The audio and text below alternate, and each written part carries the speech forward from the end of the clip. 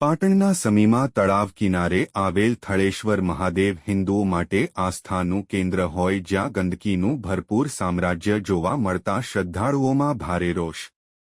ઠેર ઠેર ગંદકીનું સામ્રાજ્ય જોવા મળતા પંચાયત દ્વારા ગંદકી દૂર કરવા લોક માંગ ઉઠી। પૌરાણિક માન્યતા મુજબ આત્માના મોક્ષ માટે કોઈ વ્યક્તિના દેહમાંથી આત્મા ચાલ્યો જાય ત્યારે આ સંસારમાંથી આત્માના ઋણાનું બંધન કાર્યમાંથી મુક્તિ માટે પરિવારજનો ધાર્મિક શાસ્ત્ર વિધિ વિધાન સાથે પિંડદાન મરણક્રિયા સરાવવાનું કર્મકાંડ કરતા હોય છે। ત્યારે આ ધાર્મિક વિધિ વિધાન પવિત્ર નદી કિનારે ભગવાન ભોલેનાથના સાનિધ્યમાં થતી હોય છે। આવી જ ધાર્મિક વિધિ ઐતિહાસિક નગર એવા સમીમાં આવેલ ગામ તળાવમાં આવેલ થળેશ્વર મહાદેવના સાનિધ્યમાં ધર્મપ્રેમી મુમુક્ષુ દ્વારા ધાર્મિક વિધિ થતી હોય છે। આ વિધિ વિધાન માટે જતા ધાર્મિક લોકોને તળાવના કિનારે ગંદકીના સામ્રાજ્યનો ભોગ બનવું પડે છે।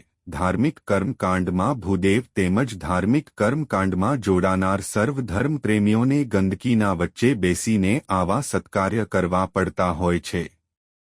ત્યારે આવી પાવન જગ્યાઓમાં ધાર્મિક લોકો પોતાના વિધિ વિધાન કરી શકે તે માટે તળાવ કિનારે ઘાટ બનાવવા મહિલાઓ માટે ટોયલેટ જેવી સુવિધા ઊભી કરવા ગુજરાત સરકારના પવિત્ર યાત્રાધામ વિકાસ બોર્ડમાંથી સહાય મળે તે માટે યોગ્ય રજૂઆત કરવામાં આવે તેમજ સમી ગામ તળાવમાં સ્વચ્છતા જળવાય તે માટે ધર્મપ્રેમી જનતાની માંગ ઉઠવા પામી છે।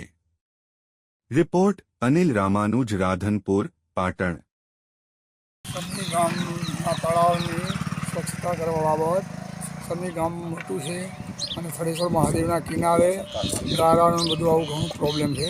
ઘણા લોકોને ધાર્મિક વિધિ કરાવવાની હોય છે તો ગારો કિચડને બધું નડે છે તો ગ્રામ પંચાયત અથવા તાલુકા પંચાયત અથવા ગમે તે અધિકારી આવતા હોય એને કરાવવાની આવશ્યકતા છે।